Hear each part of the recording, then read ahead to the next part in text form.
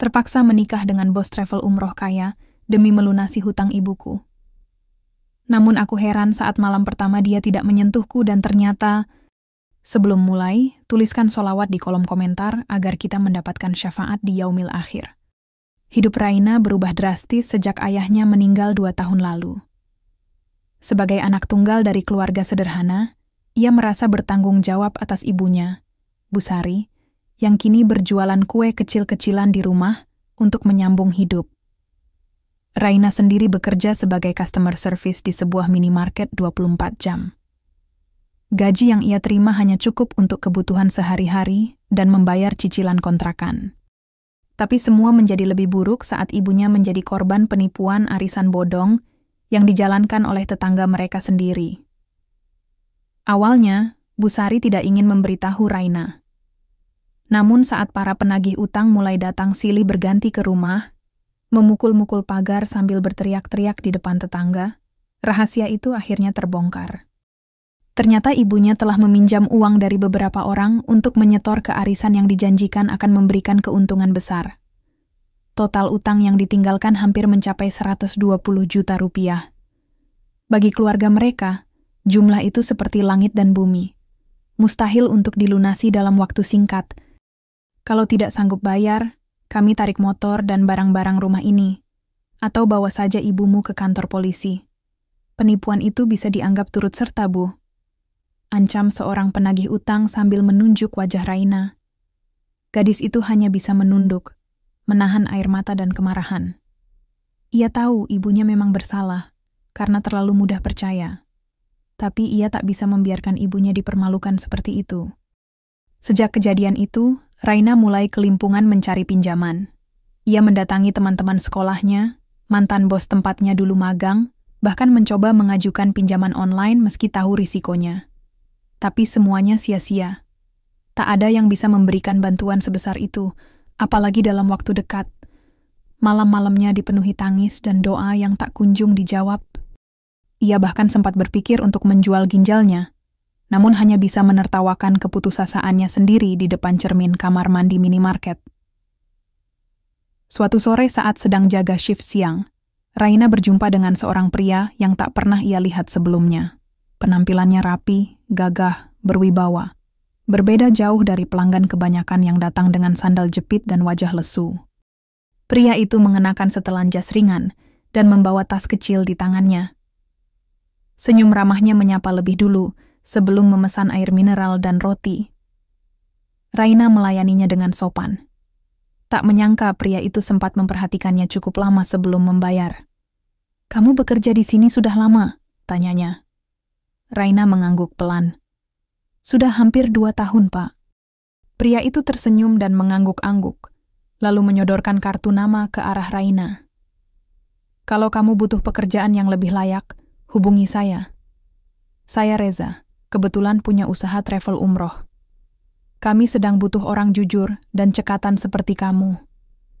Lalu ia melangkah pergi, tanpa banyak kata lagi. Raina memandangi kartu nama itu dengan ragu. Ia terbiasa dengan pria-pria yang mencoba mendekatinya, hanya karena penampilan atau mencari kesempatan. Jadi ia sempat curiga. Tapi ada sesuatu dalam tatapan pria itu, tegas, tulus, dan berkelas, yang membuat Raina menyimpannya di dompet. Belum tahu kalau pertemuan singkat itu akan menjadi awal dari badai lain yang lebih besar dalam hidupnya. Sudah seminggu sejak Raina menerima kartu nama dari pria bernama Reza itu, dan hidupnya semakin hari terasa makin sempit. Surat peringatan dari debt collector datang hampir setiap 2 hari sekali. Ibunya mulai sakit-sakitan karena stres dan ketakutan, dan Raina sendiri sudah kehabisan tenaga untuk berpura-pura kuat. Suatu malam, setelah melihat ibunya menangis, diam-diam di dapur sambil memegang setumpuk surat tagihan, Raina mengambil kartu nama yang ia simpan di dompet. Tangannya bergetar saat mengetik nomor yang tertera. Ia tidak tahu apa yang ia harapkan, tapi ia tahu bahwa dirinya sudah terlalu terdesak.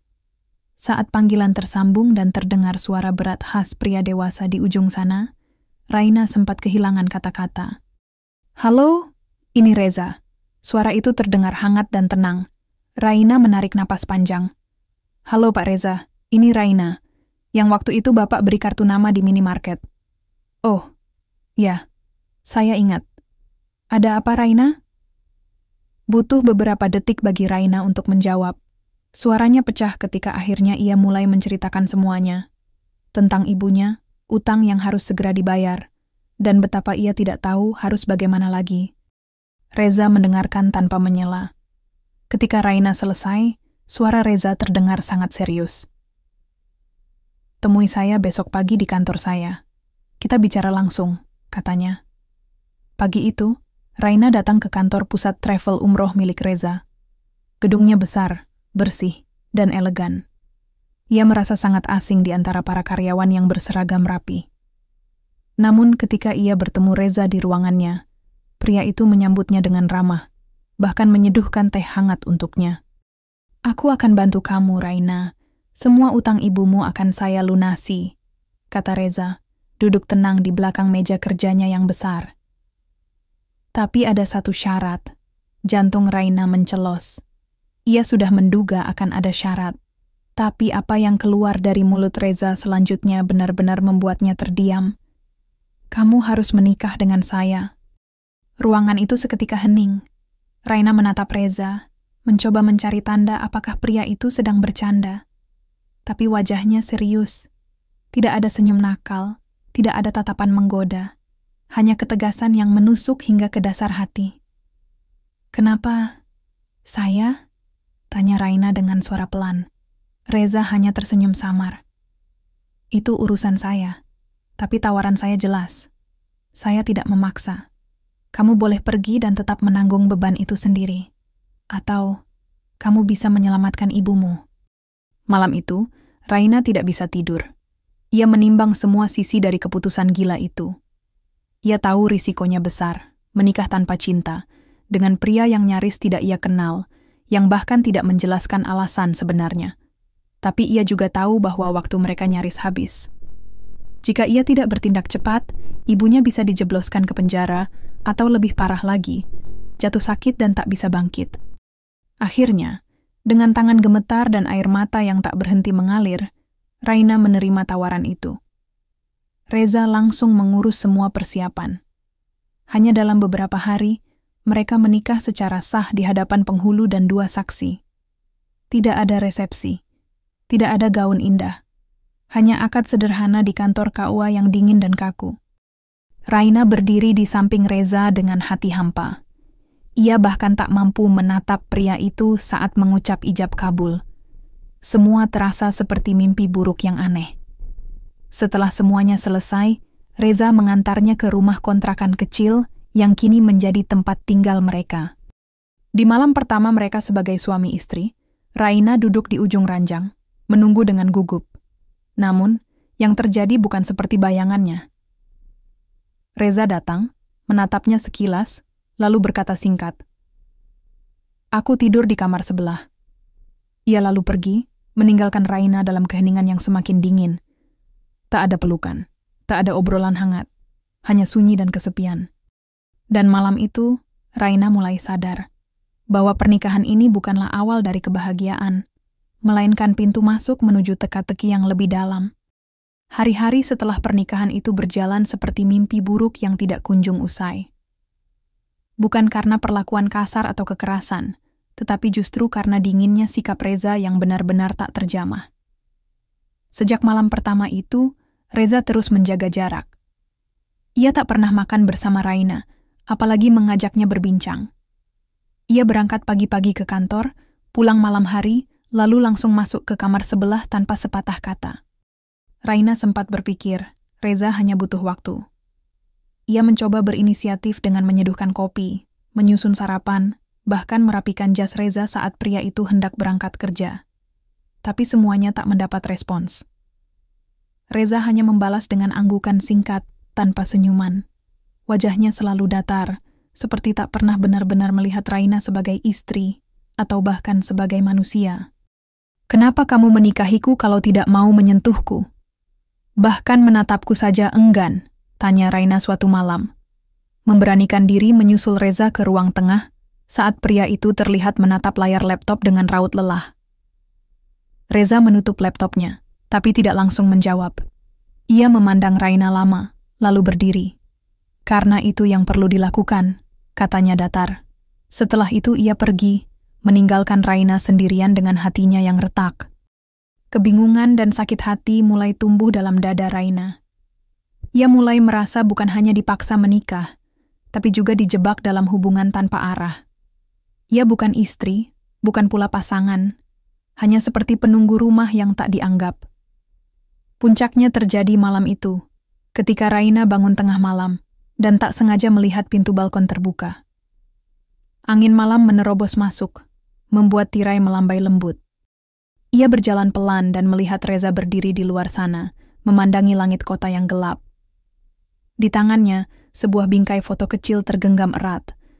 Cahaya remang membuat wajah Reza terlihat sendu, berbeda jauh dari sosok dingin yang biasa ia lihat. Raina diam di ambang pintu, hendak kembali, namun suara Reza menghentikannya. "Kamu mirip dia." Raina menoleh pelan. "Siapa?" Reza tidak langsung menjawab. Ia memandangi foto itu, lalu menyerahkannya pada Raina. Gadis itu mengambilnya dengan hati-hati. Dalam bingkai, tampak seorang wanita muda berkerudung, tersenyum manis. Wajahnya memang mirip dirinya. Sangat mirip, bahkan seperti kembar. "Itu Alia. Tunanganku dulu," kata Reza. Suaranya pelan dan berat. "Kami sudah merencanakan menikah setelah umroh bersama. Tapi mobil yang ia tumpangi mengalami kecelakaan dalam perjalanan ke bandara. Ia meninggal di tempat." Raina tertegun, menatap foto itu sekali lagi. Barulah ia mengerti. Wajah yang mirip itulah yang membuat Reza tertarik padanya. Bukan karena dirinya sebagai Raina, tapi karena ia mengingatkan Reza pada cinta yang telah hilang. "Jadi, aku ini apa? Pengganti? Hantu masa lalu yang kamu jadikan istri hanya karena wajahku mirip wanita yang sudah tiada?" Raina menahan isak, matanya mulai berkaca-kaca. Reza menghela napas panjang. "Aku pikir, dengan melihatmu setiap hari, aku bisa merasa Alia masih ada. Tapi ternyata aku salah. Kamu bukan dia, dan kamu tidak pantas diperlakukan seperti ini." Raina merasa dadanya sesak. Ia berbalik tanpa berkata-kata lagi, masuk ke kamar, dan mengunci pintu. Untuk pertama kalinya sejak menikah, ia menangis tanpa suara sepanjang malam. Merasa kecil, marah, dan hancur. Ia menikah untuk menyelamatkan ibunya, tapi ternyata justru menyerahkan dirinya pada hubungan yang penuh luka tak terlihat. Ia bukan hanya kehilangan harga diri, tapi juga kehilangan arti dari keberadaannya di sisi Reza. Ia bukan istri. Ia hanya bayangan masa lalu yang digunakan untuk menyembuhkan luka pria yang tak pernah benar-benar memintanya untuk dicintai. Dan saat itu juga, Raina mulai berpikir, haruskah ia tetap bertahan, atau pergi sebelum dirinya hilang sepenuhnya? Beberapa hari setelah malam penuh pengakuan itu, suasana rumah mereka perlahan berubah. Reza, yang sebelumnya nyaris tak pernah bicara, mulai menunjukkan sedikit perhatian. Ia tak lagi menghindari tatapan Raina. Saat sarapan, ia duduk di meja meskipun hanya diam. Saat pulang kerja, ia mulai menyapa singkat dan menanyakan kabar ibunya. Raina menyadari perubahan itu, tetapi hatinya sudah terlalu terluka untuk langsung percaya. Ia menyambut perubahan itu dengan diam, tidak dingin, tapi juga tak hangat, hanya netral. Raina menjaga jarak, dan Reza tampaknya memahami itu. Tidak ada pemaksaan, tidak ada tuntutan. Namun setiap malam, Raina masih bisa melihat Reza duduk diam di balkon, menatap langit. Mungkin masih bersama kenangan Alia. Namun perlahan, perhatian Reza mulai terasa tulus. Ia membelikan Busari alat masak baru dan mengirim vitamin setiap minggu. Ia juga membawakan Raina shawl dari perjalanan dinas ke Bandung. "Warnanya cocok dengan kamu," katanya singkat. Raina hanya mengangguk pelan, tidak bisa membalas dengan senyum, tapi juga tak sanggup bersikap dingin seperti sebelumnya. Reza pun mulai lebih banyak berada di rumah. Ia bahkan menawarkan agar Raina ikut bekerja di perusahaannya jika mau. "Bukan karena kamu istriku," katanya saat mengajukan tawaran itu. "Tapi karena kamu pintar dan cekatan. Aku bisa lihat itu sejak kita pertama bertemu." Awalnya, Raina menolak. Ia merasa terlalu canggung berada di bawah pengawasan pria yang masih menjadi misteri baginya. Namun setelah berpikir panjang, ia akhirnya menerima. Dengan syarat, ia ingin memulai dari posisi paling dasar. Reza menyetujui. Sejak itu, Raina mulai bekerja sebagai staf administrasi di bagian operasional. Di kantor, Reza bersikap profesional. Ia tak pernah menunjukkan bahwa mereka suami istri. Semua karyawan menganggap Raina adalah karyawan baru biasa, dan itu membuat Raina merasa lebih nyaman. Ia mulai fokus bekerja dan perlahan menemukan kepercayaan diri. Tak hanya itu, ia juga mulai memahami seluk-beluk usaha travel umroh, dari pengurusan visa, jadwal penerbangan, hingga manajemen rombongan jamaah. Tepat sebulan setelah Raina mulai bekerja, Reza memberitahu bahwa ia akan memimpin rombongan umroh sendiri ke Madinah dan Mekkah, dan menawarkan Raina untuk ikut mendampingi sebagai asisten logistik. Raina ragu, tapi Reza meyakinkannya. Kamu harus lihat langsung bagaimana usaha ini dijalankan. Kamu tidak selamanya bisa hanya duduk di belakang meja, katanya. Raina akhirnya ikut. Di Tanah Suci, semua terasa berbeda. Ia menyaksikan ratusan jamaah menangis, berdoa, memohon ampun. Ia melihat harapan, air mata, dan keikhlasan yang belum pernah ia pahami sebelumnya. Bahkan dirinya sendiri tak kuasa menahan tangis saat berdiri di depan Ka'bah. Doa-doa yang ia tahan selama ini akhirnya mengalir deras. Ia berdoa untuk ibunya, untuk dirinya sendiri, dan untuk Reza. Di Madinah, Reza mengajaknya duduk di pelataran Masjid Nabawi setelah salat subuh.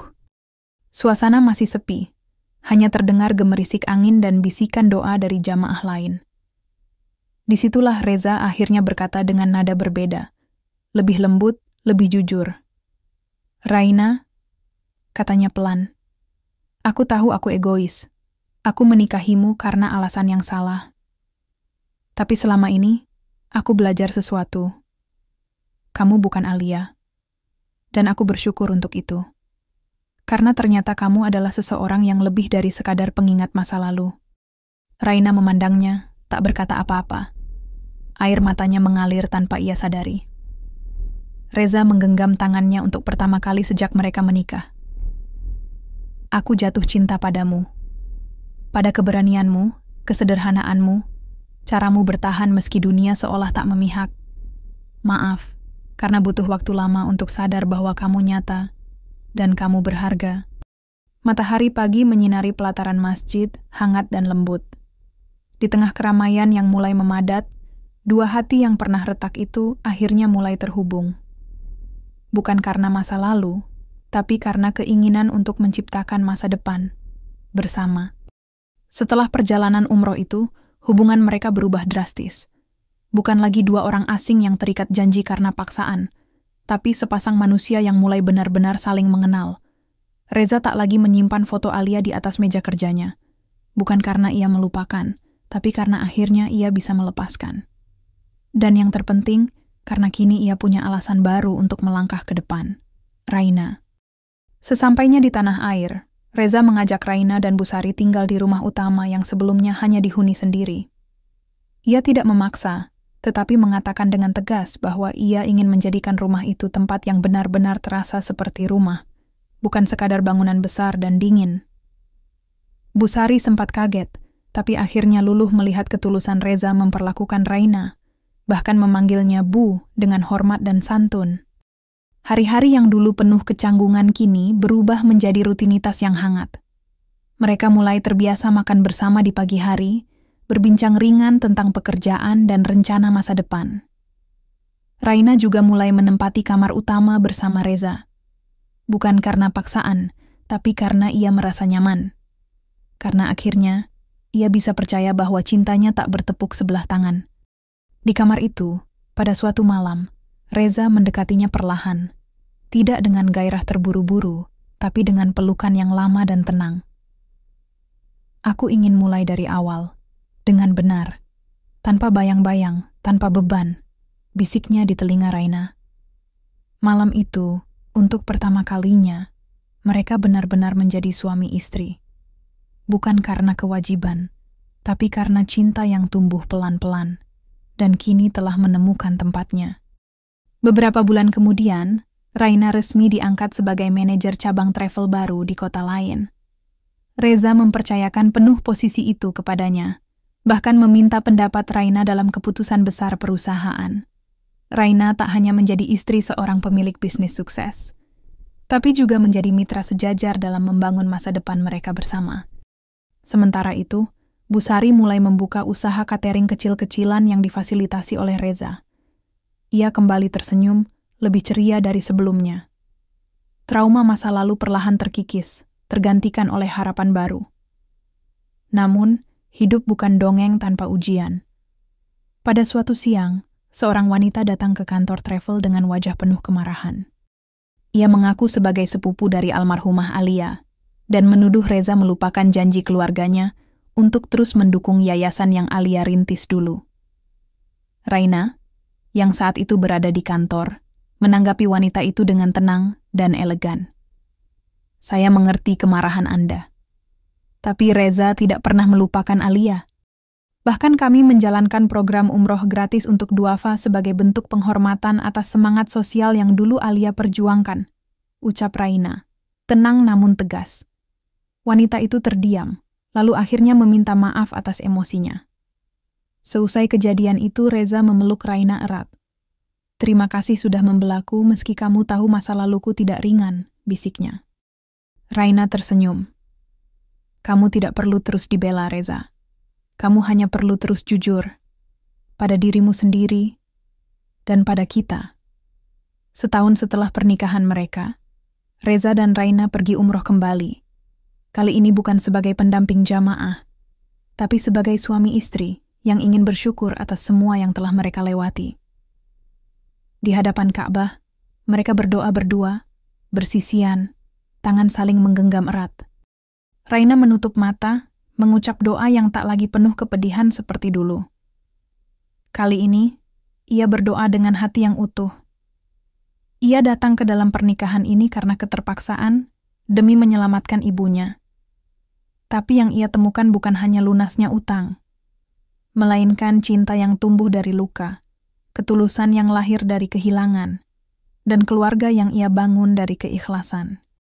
Cinta tidak selalu datang dengan cara yang manis, tapi ketika ia datang, meski terlambat dan penuh luka, ia tetap bisa menjadi rumah. Dan Reza, pria yang dulu hanya asing dan dingin, kini adalah rumah itu. Dan Raina, yang dulu hanya ingin bebas dari jerat utang, kini telah bebas dalam makna sesungguhnya. Ia bebas mencintai dan dicintai sepenuhnya. Semoga kisah ini bisa menjadi pelajaran.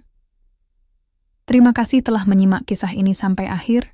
Wassalamualaikum warahmatullahi wabarakatuh.